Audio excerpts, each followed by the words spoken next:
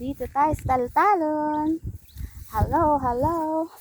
Ganito po ang sinasabi namin palay. Oh, kalabas na lahat yung ano niya.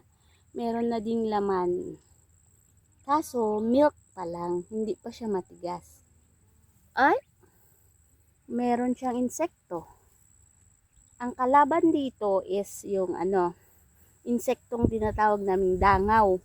Kasi sinisip-sip niya yung yung gatas, yung hindi pa matigas na laman nung butil ng palay. Kaya namamatay yung bunga. Magiging ganyan siya. Oh. Magiging brown. Ayan. Patay na yung ibang bunga niya. Ito, ayos na ito. Hindi na mamamatay kasi hindi na siya medyo matigas na siya. Hindi na siya milk. Pero pagka milk pa yan, nako, at may mga insekto, pumapatay, katulad niyan, patay na yan, oh. Ayan. Patay na po yan. Kaya yan ang kalaban naming mga farmer.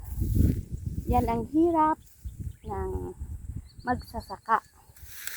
Pero pagka marami ka namang ani,